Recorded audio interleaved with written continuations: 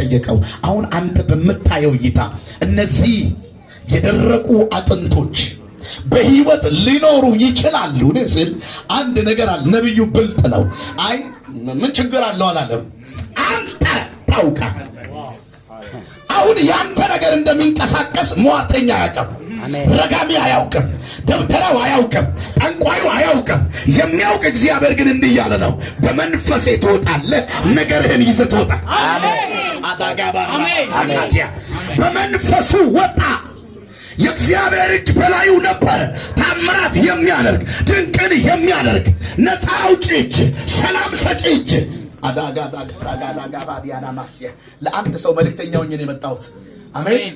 በመንፈስ ነገር ህይወት ይዘራል። አሜን።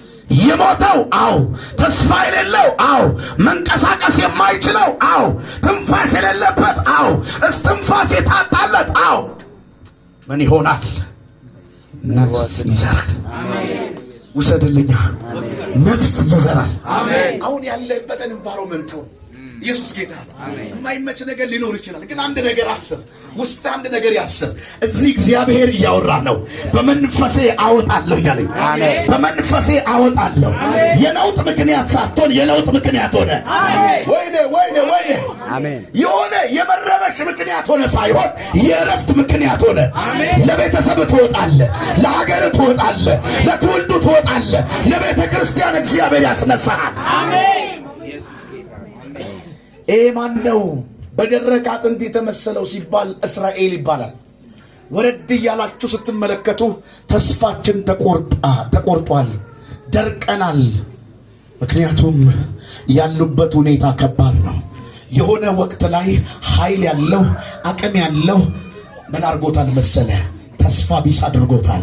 እግዚአብሔር ያለውን ህዝብ፣ ኪዳን ያለውን ህዝብ፣ በእግዚአብሔር የሚመራውን ህዝብ የተጫነ አንድ እጅ አለ። ዛሬ እሱን ይመታዋል። አሜን። በኢየሱስ ስም አሜን። ኪዳን ያለ የተጫነብህ የእግዚአብሔር ድምጽ ተሰምቶ የእግዚአብሔር ሐሳብ ተሸክመ የእግዚአብሔርን ድምጽ ይዘ ተቀብረ ያለ ማን ትሆን? ዛሬ መውጣት ይሆንልሃል። ዘጻት ይሆንልሃል። ኪዳኑን አስበው ወደ ቤት ይመጣል። ኪዳኑን አስበው ወደ ነገር ይመጣል። ኪዳኑን አስበው ወደ ህይወት ይመጣል። ያንተን ነገር መቀስቀስ ይጀምራል። ጩና ይቀሰቀሳል። በላይ ነገር ይቀሰቀሳል።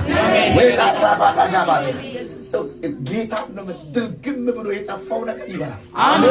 በኢየሱስ ያዳናታ ሳካዲያ የሆነ ዘጌውም ሳይታወቅ ምንም ሳይታወቅ የተዘጋው ነገር ይከፈታል። አሜን። በኢየሱስ